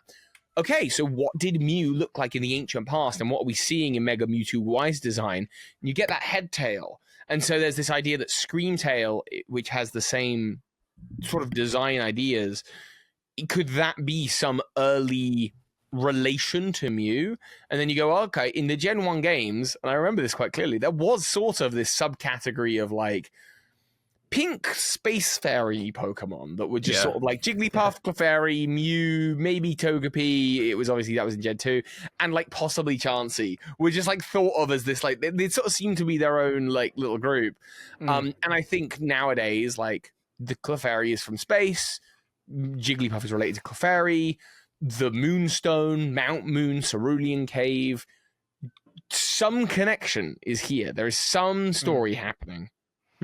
Yeah, no, there's definitely a story there, and the tail too. Like, not only is it a tail, but it is a Mewtwo shaped tail. It is. It's, It does it's look got like that it. little, like, I don't know, I guess the curve at the end. And it is the oldest dated Pokemon. If you are to take at face value the words of the Dubious magazine, it's a billion-year-old Pokemon, which makes it older than any dated Pokemon, which would make it, you know, in that territory of like Mew, if it is to be believed. Sure. There could be a connection there. There could not. You know, it's Paradox Pokemon, so we're in a weird zone of speculation where it's like multiversal and imaginative and all the rest of it. I'm sure there was something else of interest. That's super I was fun. going to say, but I can't think what it is right now. Yeah, Obviously, the something, fact that it inherited the psychic type too is connection. Yeah, that is- right.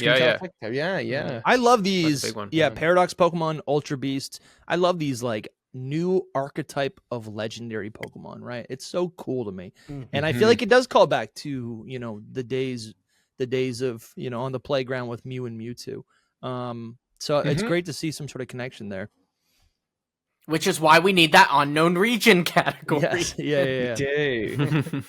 Those things are fun. It keeps the theories alive. I think it was a real shame we didn't get. I know this is completely another topic, but I think it's a shame we didn't get a mythical Ultra Beast. I think that's something that the franchise is very sorely missing.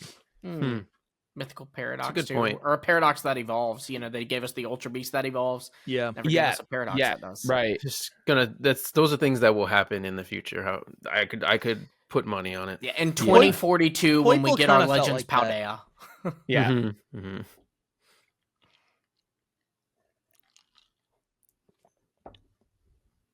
Yeah, Poiple did kind of feel like that.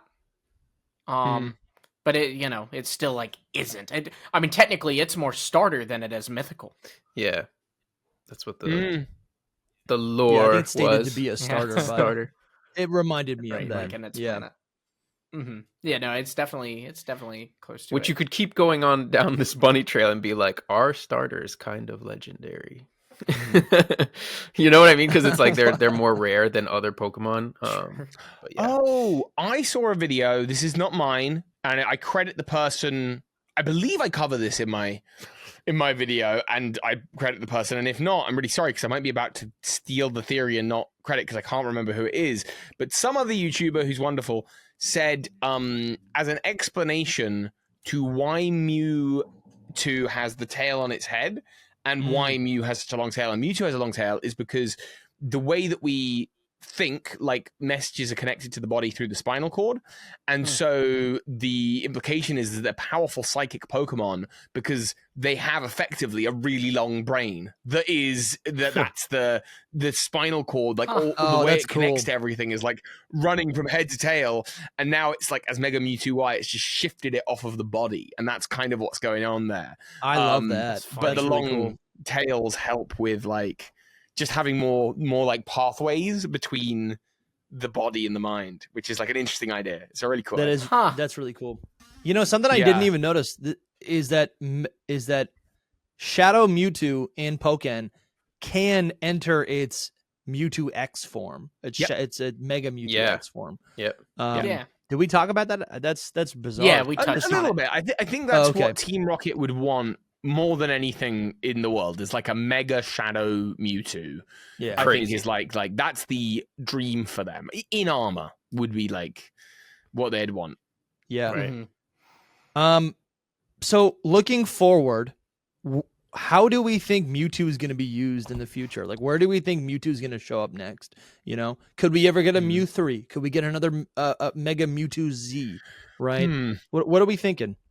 Well, I think that Mewtwo will now that we've got Colosseum and Gale Darkness coming to the Switch library. I do think that we're probably going to see next year for the 30th anniversary some version of Red, Blue, and Yellow.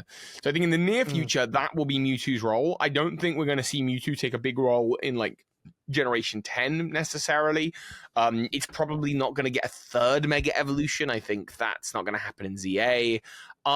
Mew, on the other hand, I could see getting a lot of love for Generation 10 and the 30th anniversary, just because Mew is more representative of the original 151 as a whole. I think it is time for Mew to get a new form. I could see it getting a Mega Evolution. I could see it getting some new Gen 10 form, whatever that would be. I do think I've said this before on the podcast, I've said this before on previous videos, I think the franchise is at a weird tipping point as we move from 30th anniversary over into the future. And I think they'll want to call back to their two most popular, like, original legendary Pokemon. Like, I just think that's going to happen. Absolutely. Yeah. I wonder if we would get, I'm in agreement with you where I don't think we'll get like a new Mega for Mewtwo, but surely, we would get some kind of story, I would hope, for Mewtwo if it does appear in Legends ZA, which it very well could, since there is a Mewtwo in Kalos and it has it has 2 Mega Evolutions, in fact. But like, I hope that it is like, because thinking about Legends Arceus, every special Pokemon, every legendary or mythical, there was like a story for them, right? Like a side story maybe, but like something. So I hope that they do that with Mewtwo as well. The question is every Mega Evolution in Pokemon Legends ZA? I think given the presence of the dude who looks like Mega Rayquaza, that feels likely. So with that in mind, Latios and Latias, the 2 forms of Mewtwo, like, yeah, I think they've got to show up in the game somehow. And I mean, yeah, especially Mewtwo because he was in X and Y, right? So it's like any of the ones that were in Kalos do make sense that they would be returning. Yeah, in Kalos again. My hope though is that if he's gonna be there, do it right. Like side quest. Don't just like oh, I walked into this cave and there's a Mewtwo. Like Toby, you mentioned the Dynamax layer earlier, and like. I don't know. I can appreciate what they were going for in the multiplayer and shiny hunting aspect of it's very cool. But from like a lore perspective, I'm like, oh, screw you, Game Freak. I think the worst Mewtwo has been presented in the games is the and Mew as well is the the Dynamax lair, the Hooper rings, even the Ultra Wilds. Like I think. I get what they're doing with these mechanics, trying to get legendaries caught up. And again, like the Mew appearing, I think I liked Mew with Pokemon Go. I kind of like it with the Pokemon Go Plus, but not really because it is just a 50 quid DLC Pokemon. Sure. The only one I'm definitely not, I don't think I like is this situation with Falroma Town because it just has no business being there, and it also like.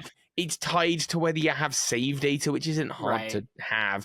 So for both Jirachi and it's accessible before the second gym. I mean, you can't even overlook that. Like, I can go into the second gym with a Mew and a Jirachi on my team. I understand. It's wild. Pardon me. It's not like they were rushing to get Deoxys on the game. It's not like they were rushing to get the other mythicals on the game or Celebi. Just those 2, and it just screams super weird to me. Right. Why not put those characters in the fight area or whatever, so it's at least like a post-game thing? Or tie them to the Grand Underground or some other mechanic, like just not some random person. But that's just me.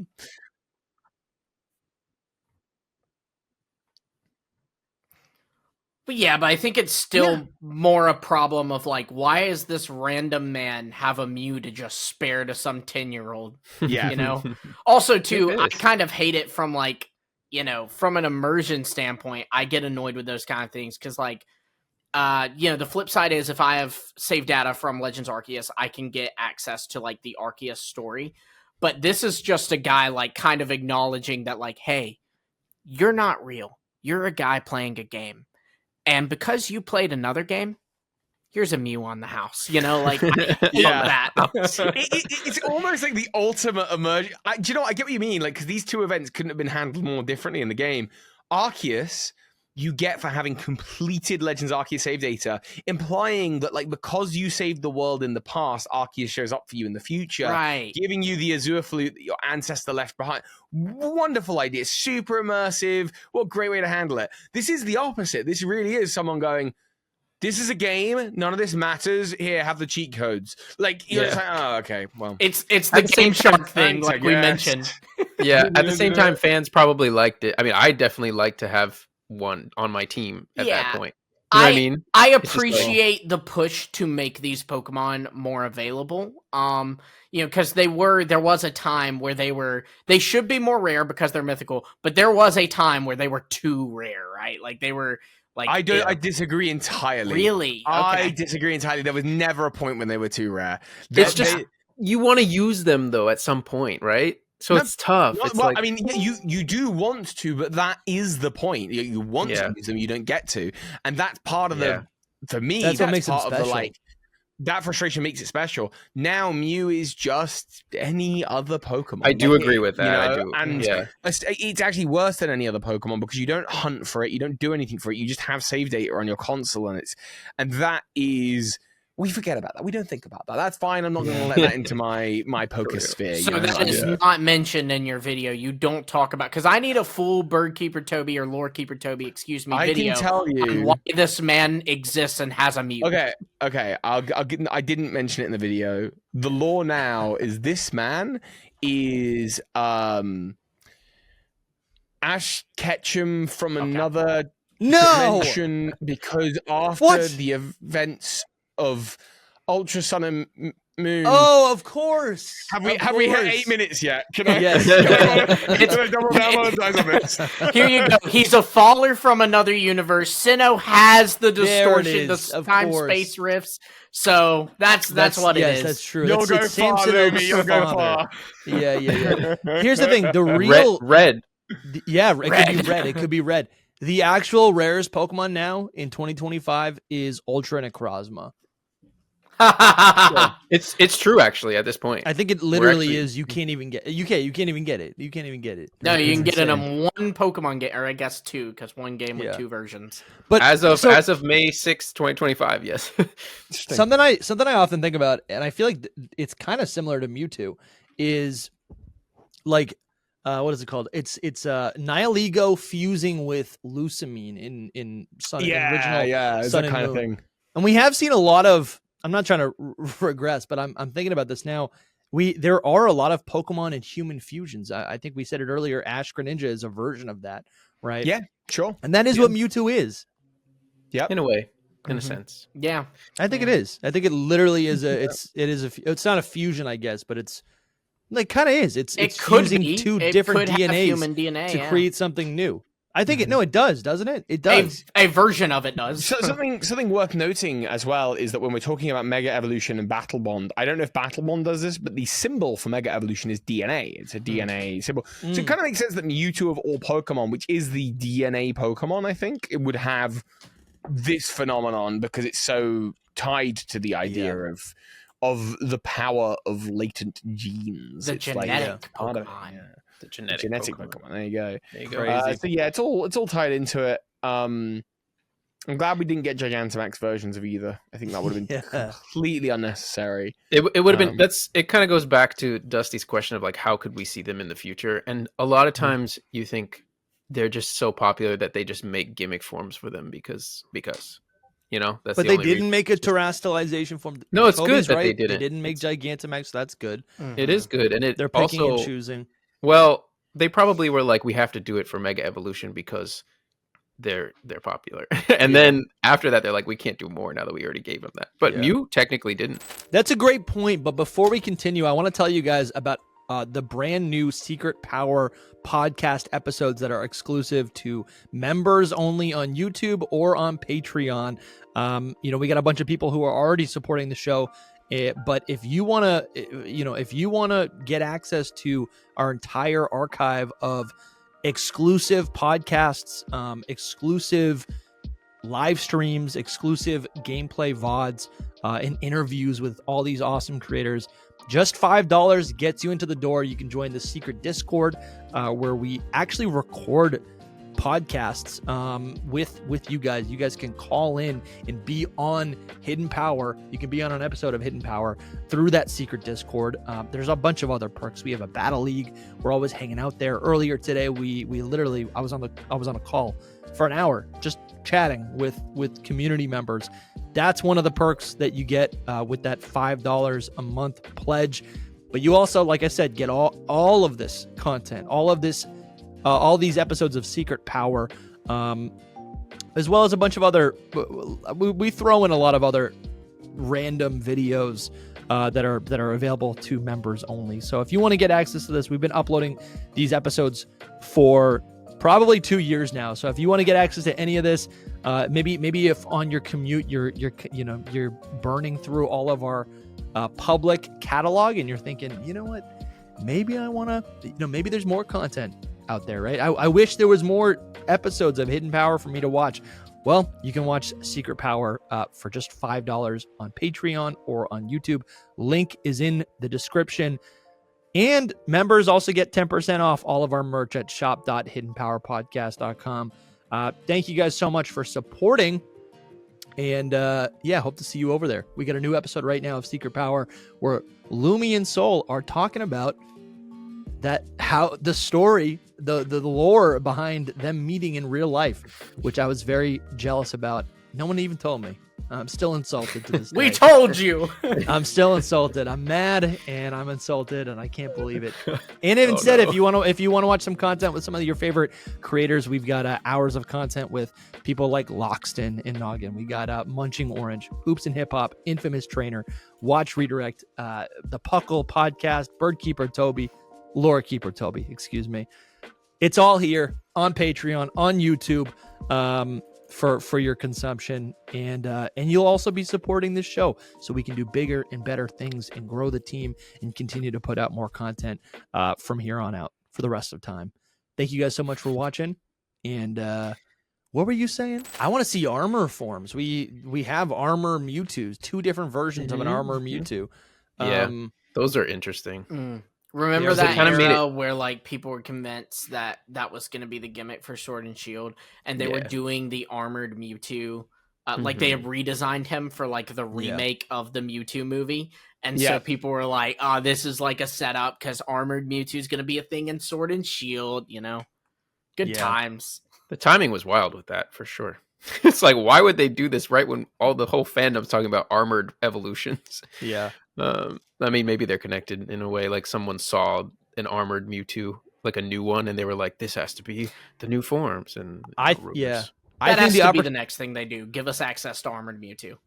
I want to see some sort of Mew 3. It doesn't need to be that in name, but that is something that ties back to the very first rumors of these Pokemon. I would love to see a Mew 3 at some point, and it could be something different. It could be Mew. Just like how there's no Porygon 3. There was a Mew 3. Do you know about this? What? There's a Mew 3 there was. In the Pokemon musical stage show in New York. Is that right? Oh, let me pull this up. From the 90s or whatever, from the early 2000s. There was some kind of Pokemon musical stage show, and I believe it had Mew 3, and it was like a Mecha Mewtwo or something like that. That's hilarious. Yeah, and then I think also there's like one of the old like Pokemon, not Pokemon Adventures. Yes, you know what I'm going to looking at say it now. Yeah, the Clefairy thing. But it's not real. That's why I know what you're talking about. It Toby, wouldn't be I've called seen the Mew picture. 3. It would be something else. But essentially a version, another clone of Mew that is successful and maybe does something different and introduces something else. When Mega Mewtwo Y was shown for the first time, we did not know it as Mega Mewtwo Y or a fourth evolution or what. Mew 3. We knew it as like Mew 3, and then I don't know. There's this also a Blaziken and also a Charizard. It was very strange. Right. And there was this that was fun type evolution, but it was actually Sylveon. That was a lot of fun. Technically, this is what I thought you were talking about, Toby. In the Terra League information, they called it Mew 3. They literally Mewtwo called. No, I think maybe not.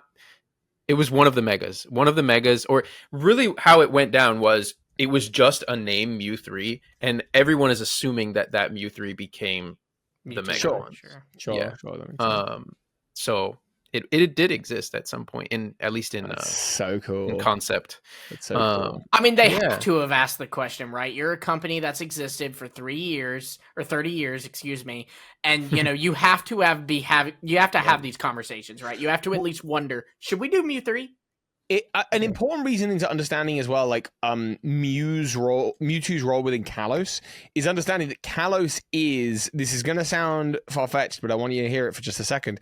Kalos is a reimagining of Kanto in many ways. Not in all ways, but in many ways. Literally, the opening forest is Viridian Forest. You get given a Kanto starter once you reach the professor's lab. It's the Pokemon franchise's first step into 3D in their 6th generation. So they've just kind of passed that 5 point, which is our round numbers that we like as people. It's very loosey-goosey, but there was a feeling at the time that, it feels like Kalos here is just trying to like mimic Kanto, the Snorlax on the bridge and the Poke Flute. I'm sure there were other things in the game. Mewtwo in the cave in the post-game. Well, right, and then the Mewtwo cave in the post-game is like is that element to it, The Kanto birds were like our sub-legends. Presence. There was a lot there to sort of connect it to the world of Kanto. I'm not saying that they were Kanto remakes. That's not what I'm saying at all. But I'm just saying there was like some thematic through line there when it was. I totally see it. Yeah, for sure. Yeah. I did want to go back really quick to your question, Dusty, because we had started saying this earlier, and that is, how could we see Mewtwo in the future, or Mew and Mewtwo? And I could definitely see a Legends Mewtwo, a Legends Kanto. Oh yes, like that's where the future goes for me, especially because we've been talking about the 30th anniversary. Like, there's no way they don't do Kanto stuff in the 30th anniversary, and like they are the poster children basically with Charizard and Pikachu. But we're not getting a Legends game next year.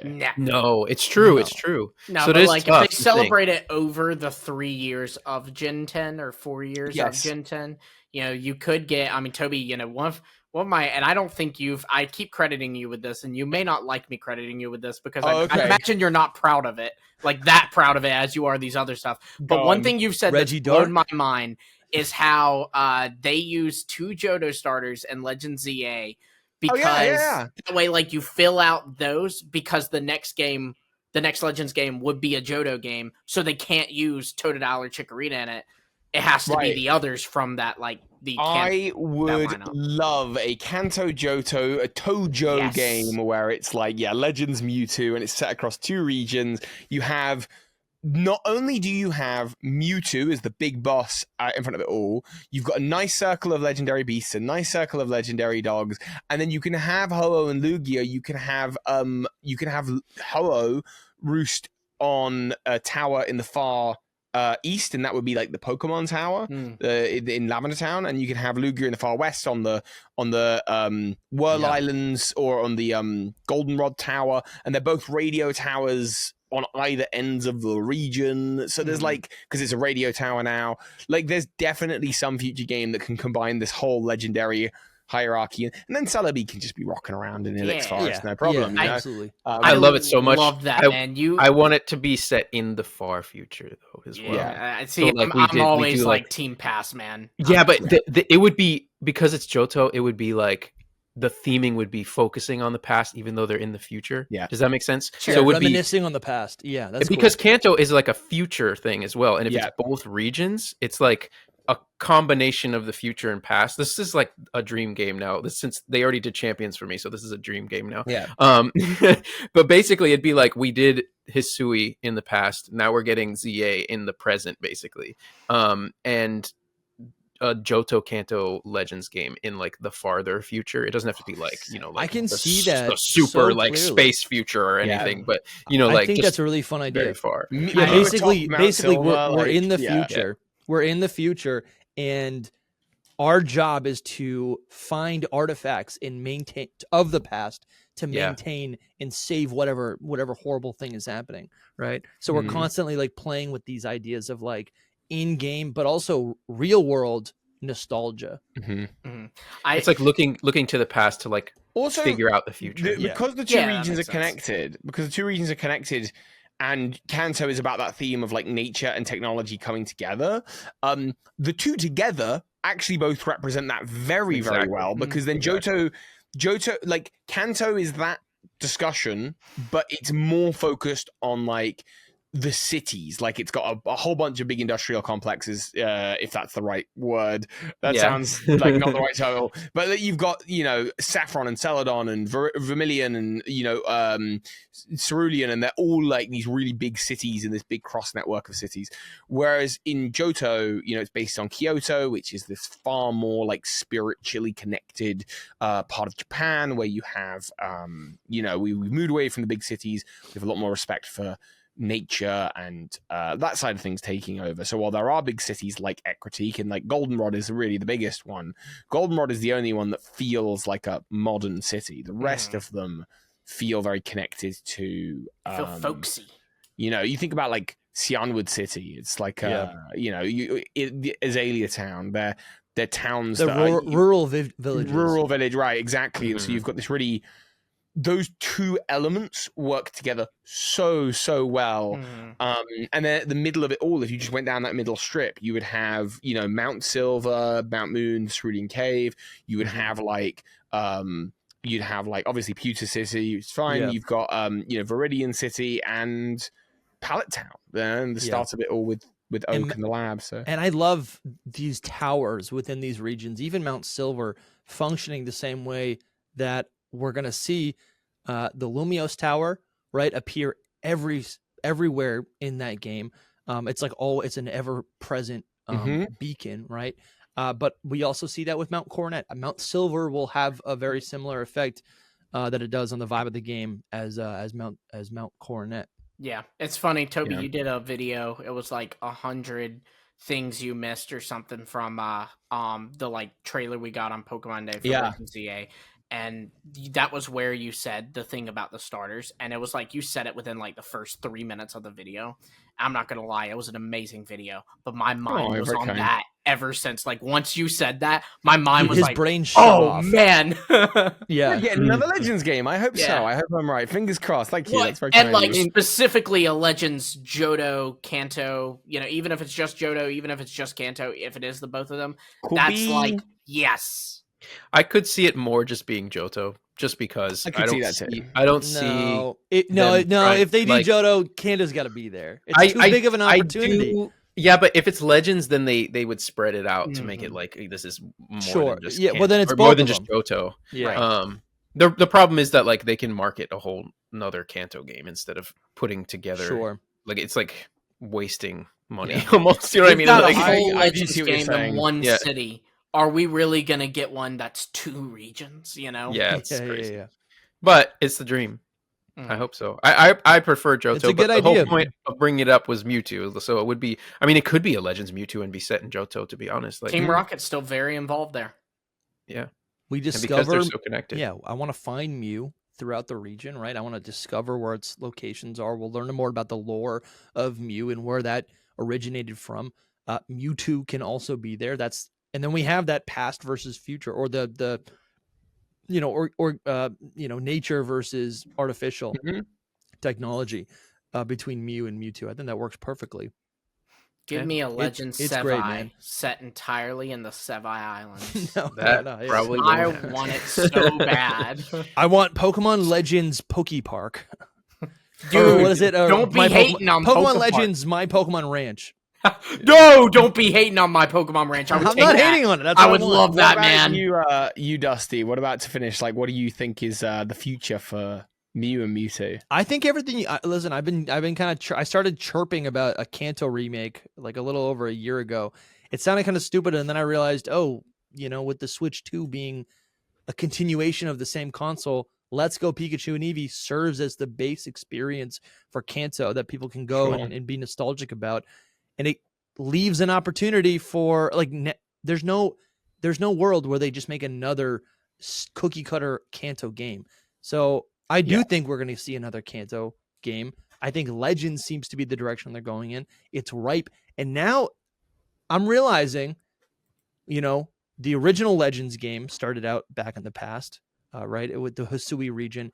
And because this next Legends game, ZA, is looking and feeling so different, if we do get that Kanto Legends game, it's going to feel like a return to form. 6 years later, after Legends Arceus, it's going to be, people are now going to be nostalgic for not only Kanto and Johto, but also just the Legends series in general. And it'll be we'll have the cleanse of Legends ZA. So that's going to be fun to go back to. But Mewtwo, I said it, I think it'd be really cool to, the Megas in a way were kind of like they functioned like a Mew 3, a third version of Mew. But I think, if Mewtwo is a clone, that's what I'm most interested in. Mewtwo is a clone, so I think there could be new clones of Mew, and maybe it's not Mew 3, maybe it's not Mewtwo, it'd be Mew, maybe it's Mew Z, maybe it's Mew Alpha, right? Like you could call it whatever it needs to be, and it would be a standalone Pokemon. That'd be a lot of fun. Yeah. Cool. No. Multiple clones of Mewtwo or Mew. I think no one would hate that, and you can even go in different directions with them too. And they kind of did that with the Shadow Mewtwo, where it's like, oh, this one's much more angrier. Go in different directions, and I don't know, you could see new types, right? Yeah, totally. I could see my last thought on this, and then we should probably call it. But I could see them doing, because we haven't had a Pokemon movie now since Detective Pikachu, I think, or thereabouts. Or the Jungle's Rude movie. I could see them doing a 30th anniversary, here is a new movie, and it's got some new legendary Pokemon and Mewtwo, or Mew. I could see that as well. Yeah, I like that. I like that a lot. Yeah. Toby, thank you for being here. We're glad you're back on YouTube. Let the people know what you're up to and where they can find you. So I'm over on Lawkeeper Toby, always my YouTube channel, and I've got a bajillion socials, but if you search up Birdkeeper Toby, Lawkeeper Toby, or my acting name, Toby Rivers, you'll find me. I'm covering the lore and mythos of the Pokemon world, and the big video out at the moment is one all about Mew and Mewtwo, and if you've enjoyed what we've discussed here, I go into much further depth, and there's a bunch of theories about Mew that we haven't spoken about here that are, I think, really, really interesting. So, absolutely, that's the place to be. And I'll hopefully be joining you guys again soon to just natter about anything and everything.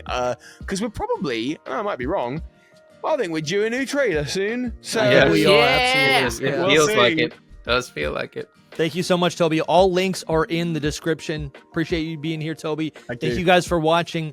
If you want to support the channel, as always, links in the description to join the Patreon or become a YouTube channel member. We actually have a bunch of exclusive podcasts with Toby that you can only get on the Patreon. So go check that out if you're interested. Thank you guys so much. We'll see you next week. Bye-bye. Bye.